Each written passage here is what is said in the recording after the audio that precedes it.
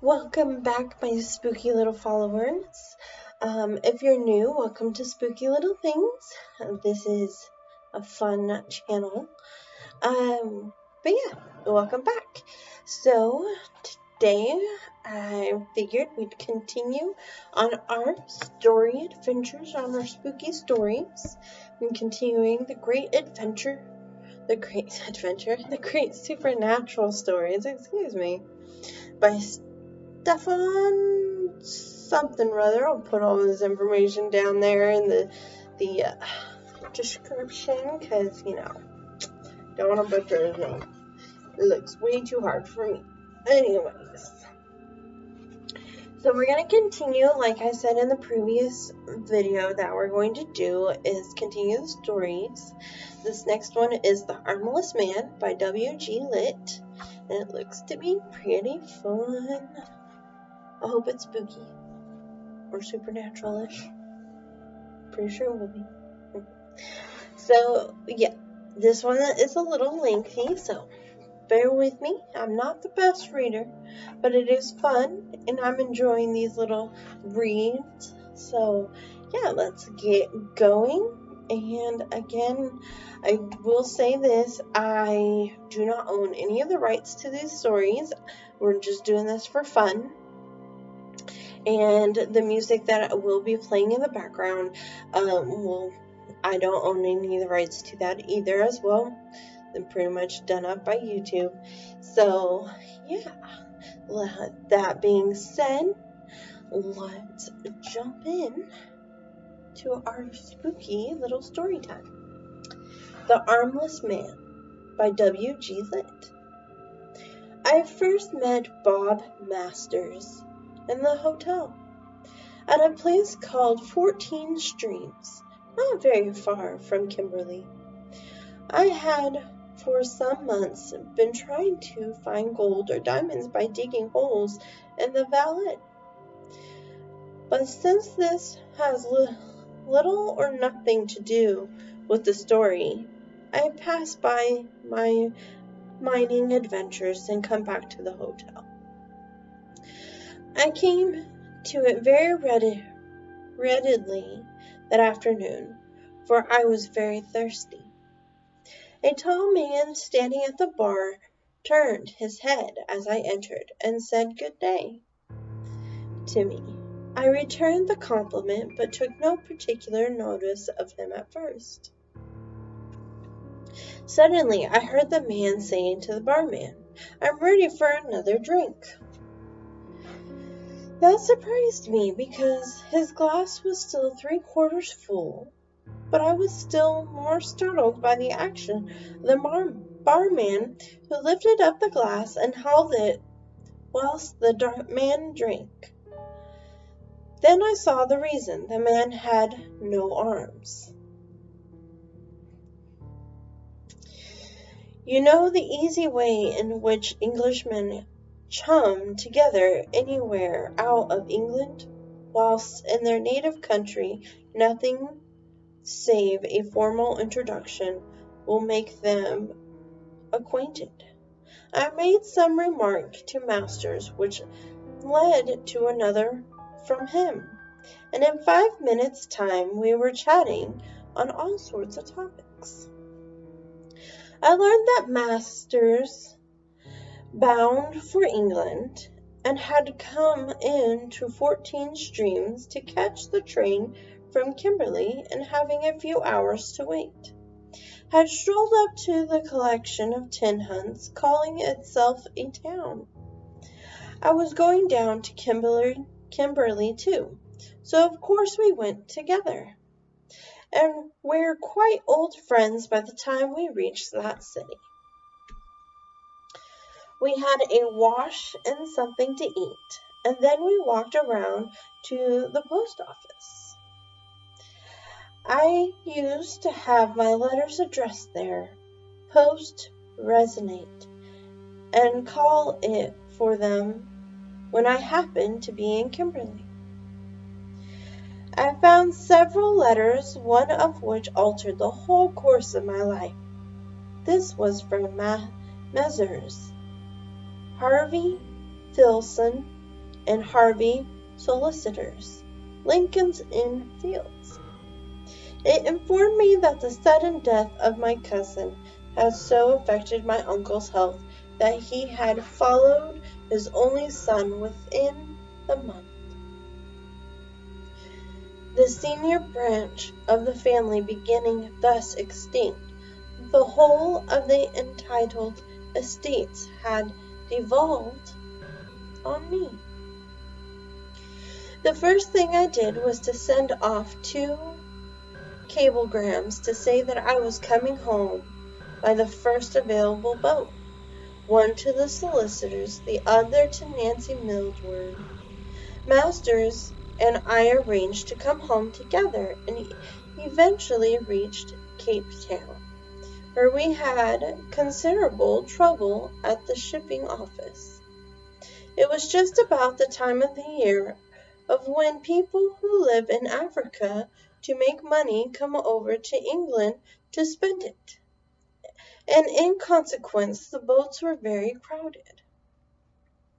Masters demanded a cabin to himself, a luxury which was not to be had. Though there was one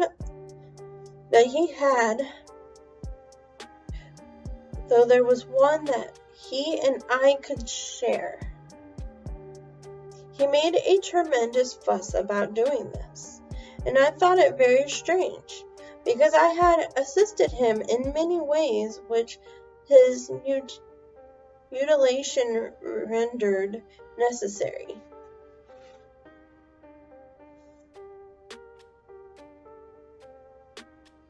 However, he had to give way in the end, and we embarked on the Castle liner. On the voyage, he had told me how he had lost his arms. It seemed that he had been set up contrary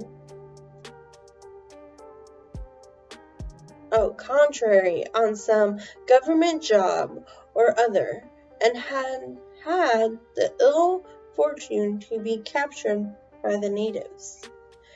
They treated him quite well at first, but gave him to understand that he must not try to escape.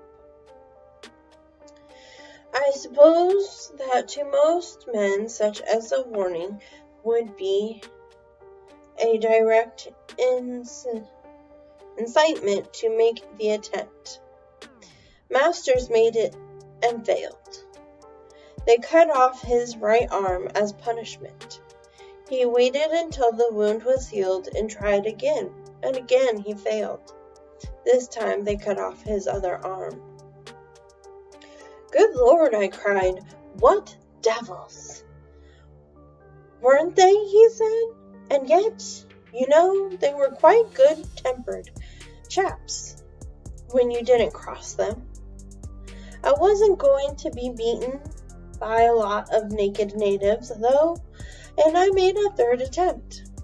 I succeeded all right that time, though of course it was much more difficult. I really don't know at all how I managed to worry through.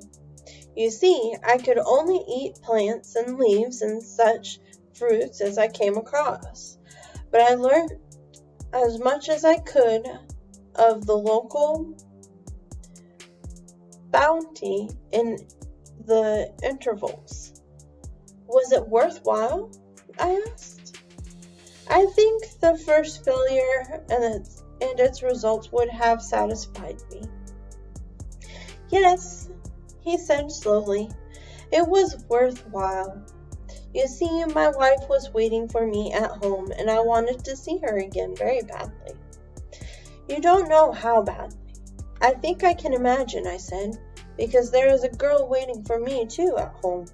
I saw her before she died, he continued. Died, I said. Yes, he answered. She was dying when I reached home at last, but I was with her at the end. That was something, wasn't it? I do hate people to tell me this sort of thing. Not because I do not feel sorry for them. On the contrary, I feel so sorry that I absolutely failed to find words to express my sympathy. I tried, however, to show it in other ways, by the attention I paid him and by anticipating his every wish. Yet there were many things that were astonishing about his actions. Things that I wondered now I did not realize must have been impossible for him to do for himself, and that yet were done. But he was so surprisingly dexterous with his lips and feet too, when he was in his cabin, that I suppose I put them down to that. I remember waking up one night and looking out of the bunk to see him standing on the floor. The cabin was only faintly lit by moonbeam, which found its way through the porthole. I could not see clearly, but I fancied that he walked to the door and opened it and closed it behind him. He did it all very quietly and quickly, as I could have done it. As I say, I was very sleepy, but the sight of the door opening and shutting like that woke me thoroughly. Sitting up, I shouted at him. He heard me and opened the door again, easily too. Much more easily than he had seemed to be able to shut it when he saw me looking at him. "Hello, awake, old chap," he said. "What is it?" Nothing," I said, "or rather, I suppose I was only half awake, but you seemed to open the door so easily that it quite startled me."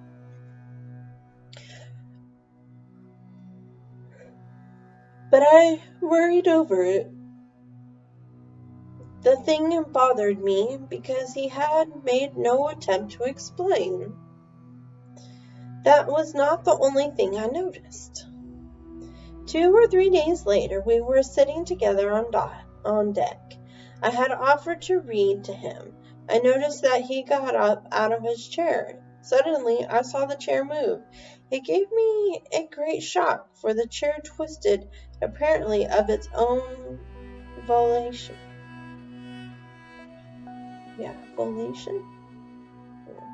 So that when he sat down again, the sunlight was at his back and not in his eyes, as I knew it had been previously.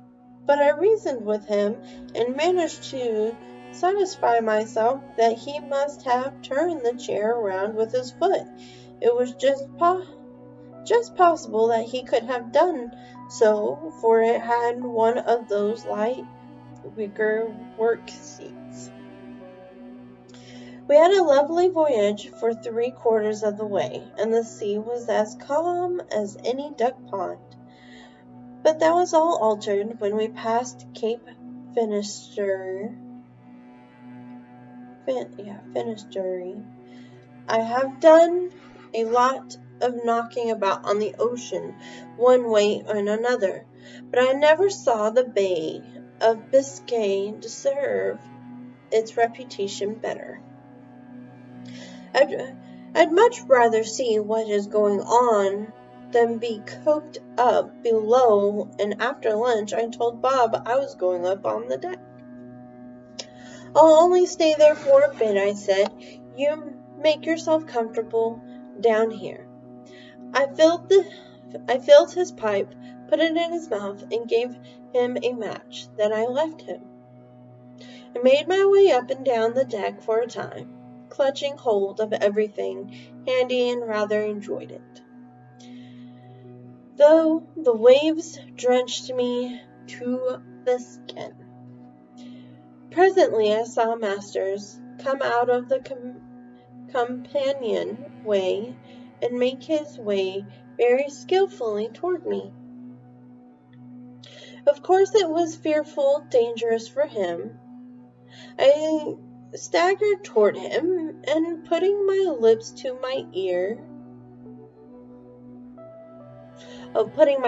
his ear, shouted to him to go below at once. "Oh, I shall be all right," he said and laughed. "You'll be drowned." "Drowned!" I screamed.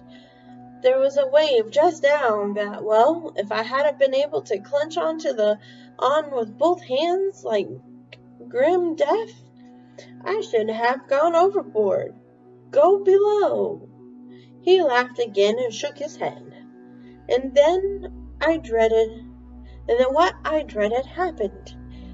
A vast mountain of green water lifted its bulk and fell upon us in ravening cataract. I clutched at Masters, but trying to save him and myself handicapped me badly. The strength of that mass of water was terrible. It seemed to snatch at everything with giant hands and drag all of it with it. It tossed a hen coop high and carried it through the rails. I felt the grip of my right hand loosen, and the next instant we carried, still clutching Masters with my left, towards that gap in the bulwark. I managed to seize the end of the broken rail. It held us for a moment, then gave, and for a moment I hung sheer over the vessel's side. Excuse me. In that instant I felt fingers tighten on my arm, tightening till they bit into the flesh, and I was pulled back into safety. Together we staggered back and got below somehow. I was trembling like a leaf, and the sweat dripping from me. I almost screamed aloud. It was not that I was frightened of death. I've seen too much of that in many parts of the earth to dread it greatly. It was the thought of those fingers tightening on me where no fingers were. Masters did not speak a word, nor did I, until we found ourselves in the cabin. I tore the wet clothes off me and turned my arm to the mirror. I knew I could not have been mistaken when I felt them. There, on the upper arm, above the line of the sunburn that one gets from working with sleeves rolled up, there, on the white skin, showed the red marks of 4 slender fingers and a thumb. I sat down suddenly at the sight of them, and pulling open a drawer, found a flask of neat brandy, and gulped it down, and paid it in one gulp. Then I turned to him and pointed to the marks. "In God's name, how can these here?" I said. What happened up there on the deck?" He looked at me gravely. "I saved you," he said. "Or rather, I didn't, for I could not, but she did." "What do you mean?" I stammered. "Let me get these clothes off," he said, "and some dry ones on, and I will tell you." Words fail to describe my feelings as I watched the clothes come off him and dry ones go on, just as if hands were arranging them. I sat and I shuddered.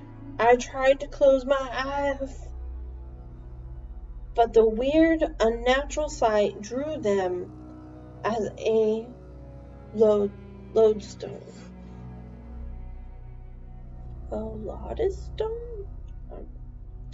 "I'm sorry that you shouldn't have had the shock," he said. "I know it must have been like.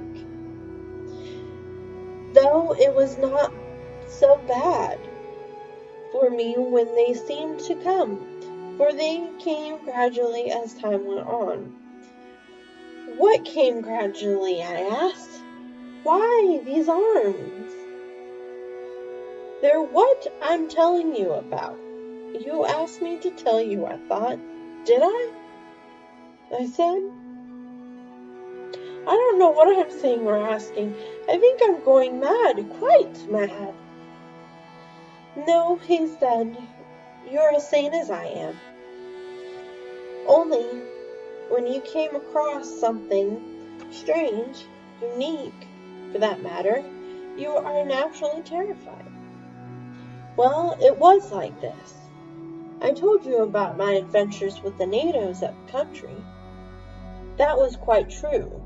They cut off both my arms. You see the stumps, for that matter. And I told you that I came home to find my wife dying.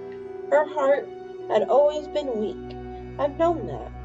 And it gradually grown more feeble.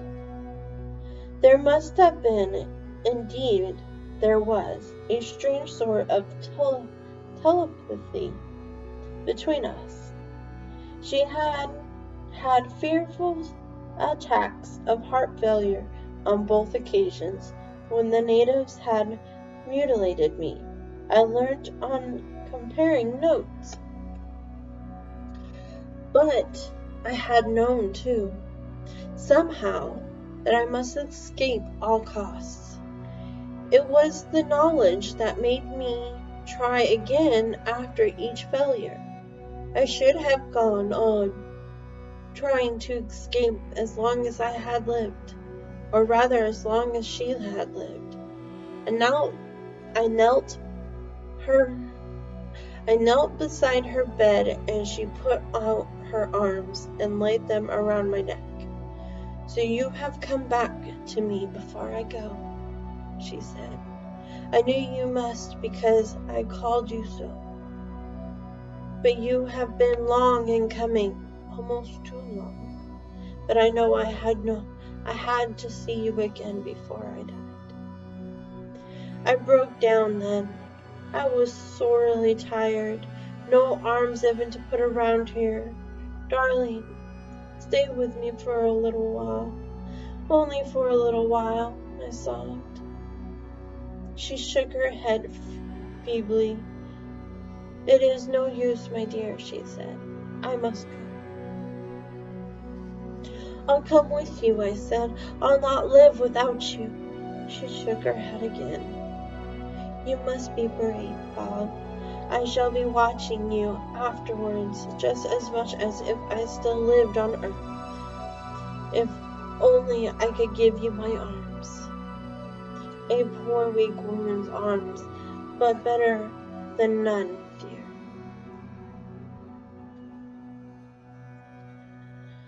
She died some weeks later. I spent all that time at her bedside. I hardly left her. Her arms were round me when she died. Shall I ever feel them around me again? I wondered. You see, they are mine now. They come to me gradually. It was very strange at first to have arms and hands which one couldn't see. I used to keep my eyes shut as much as possible and tried to fancy that I had never lost my arms. I got used to them in time.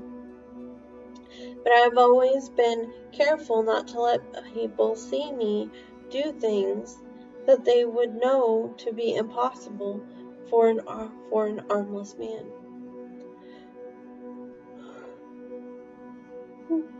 Excuse me again. That is what took me to Africa again, because I could get lost there and do things for myself with these hands, and they twine shall be one flesh, I muttered. Yes, he said. I think the explanation must be something of that sort. There's more than that in it, though. These arms are other than flesh. He sat silent for a time, which his head bowed and his chest. Then he spoke again. I got sick of being alone at last, and was coming back when I met you at 14 Streams. I don't know what I shall do when I do get home. I can never rest. I have what do they call it? Wanderlust? Lust? Does she ever speak to you from the other side? I asked him. He shook his head sadly. No, never. But I know she lives somewhere beyond this world of ours. She must, because these arms live. So I try always to act as if she watches everything. I always try. I always try to do the right thing. But anyways, these arms and hands would do good of their own accord. Just now, up on the deck, I was very frightened. I have saved myself at any cost, almost, and let you go, but could not do that. The hands clutched you. It is her will, so much stronger and purer than mine, that still persists. It is only when she does not exert it that I control these arms. That was how I learnt the strangest tale that ever a man was told, and knew the miracle to which I owed my life. It may be that Bob Masters was a coward. He always said that he was. Personally, I do not believe it, for he had the sweetest nature I ever met. He had somehow to go. He had nowhere to go in England and seemed to have no friends, so I made him come down with me to Eagleheart, that dear old country seat of my family in the Western Shires, which was now mine. Nancy lived in that country too. There was no reason why we should not get married at once. We had waited long enough. I can see again the old ivy-grown church where Nancy and I were wed, and Bob Masters standing by my side as best man. I remember feeling in his pocket for the ring, and as I did so, I felt a hand grasp mine for a moment. Then there was the reception afterwards, and speech-making, the usual sort of thing. Later, Nancy and I drove off to the station. We had not said goodbye to Bob, for he'd insist on driving to the station with the luggage. Said he was going to see the last of us there. He was waiting for us in the yard when we reached it, and walked with us on to the platform. We stood there clenching about one thing and another. When I noticed that Nancy was not talking much and seemed rather pale, I was just going to remark on it when we heard the whistle for the train. There is a sharp curve in the permanent way outside the station, so that a train is on you all of a sudden. Suddenly, to my horror, I saw Nancy sway backwards towards the edge of the platform. I tried violently to catch her as she reeled and fell right in front of the oncoming train. I sprang forward to leap after her, but hands grasped me and flung me back so violently that I fell down on the platform. It was Bob Masters who took the place that should have been mine and leapt upon the metals. I could not see what happened then. The station master says he saw Nancy lifted from before the engine when it was right upon her. He says it was as if she was lifted by the wind.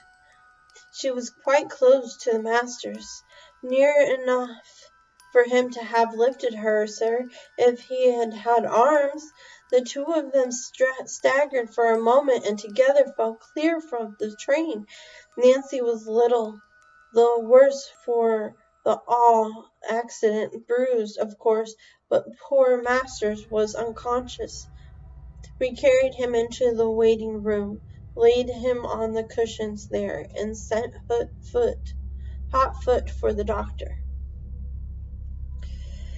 He was a good country practitioner, and I suppose he knew the ordinary route of his work quite well.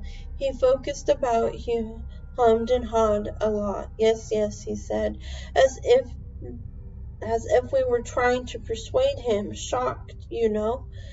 He'll be better presently. Lucky, though, he had no arms. I noticed then, for the first time, that the sleeves of the coat had been shorn away. Doctor, I said, how is he? Surely, if he isn't hurt, he would not look like that. What exactly do you mean by shock? He hesitated and applied his stethoscope to Master's heart again. The heart is very weak, he said at length. Very weak. He's always very anemic, I suppose. No, I answered. He's anything but that. He's good Lord, he's bleeding to death. Put ligatures on his arms. Put ligatures on his arms. Please keep quiet, Mr. Riverstone, the doctor said. It must have been a dreadful experience for you. You are naturally very upset. I raved and cursed at him. I think I should have struck him, but the others held me. They said they would take me away if I did not keep quiet. Bob Masters opened his eyes presently and saw them holding me. Please let him go, he said. It's all right, old man. It's no use your arguing with them. They would not understand. I could never explain to them now, and they would never believe you. Besides, it's all for the best. Yes, the train went over them, and I'm armless for the second time, but not for long. I knelt by his side and sobbed, and all it seemed so dreadful, and yet I don't think that when I would have tried to stay his passing, I knew it was best for him. He looked at me very affectionately. I'm so sorry this should happen on your wedding day, he said, but it would have been so much worse for you if you had not helped. His voice grew fainter and died away. There was a pause of a time, and his breath came in great sobs. Then suddenly he raised himself on the cushions until he stood upright on his feet, and a smile broke over his face, a smile so sweet that I think the angels in paradise must look that way. His voice came strong and loud from his lips. Darling, he cried, darling, your arms are around me once again. I come. One of the most extraordinary cases I have ever met with. The doctor told the coroner at the inquest he seemed to have all the symptoms of excessive hemorrhage. And that is the end of The Armless Man. An interesting, cute little story. A little long, but it was a good story. I kind of like that story. I did not quite see that coming. So the next story will be As It Was Written by Ulrich Dogbeny? I don't know. Weird name.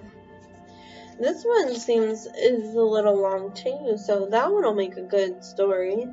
You know, a little little video for next time, and we'll continue reading our stories, enjoying them. Let me put this up. Then, like I said, in the description, I'll put obviously the name of the book and the story we just read. I will also, put all that in there so you guys can find it for next time if you guys want to get the book yourself. It's a pretty neat book. I do believe Barnes & Noble has it, and I'm pretty sure if you search for, maybe a lot of other bookstores probably will. Who knows? Yeah. But thank you. I'm shaking the camera. Thank you for coming and reading with me. I hope you guys are enjoying it as much as I am. If you are liking it, please put a thumbs up if you like it. If you really want to keep up with it and keep seeing more videos, subscribe. I'd really appreciate it. If this isn't your cup of tea, keep on scrolling. Go to your next little video. If you guys have any book choices or book recommendations that would be fun to read, put it down in the comment sections. I'll look into it and see what I can do. I would like to continue reading this, and it makes it fun, and it's got 101 stories, and I think it'll be fun. I have another one that's mostly ghost stories, so that is very similar to this. I think it's little ghost stories just like that is, with little stories that I would like to read in as well. I think that'll be fun. But yeah, thank you for tuning in. Don't forget to stop by my merch store. It's called Spooky Pooky Designs, and designs made by Moa. They're not, the best, but I am learning to create cool designs. They're not the super high end. They're just kind of quirky, created by an artist who just loves having fun. So, yeah, go and check that out. See if there's anything you like. I'm working on a bunch of new designs and hopefully to be loaded them up here soon. But yeah, so if hopefully to catch you guys on the next video, and I'll see you soon. Bye.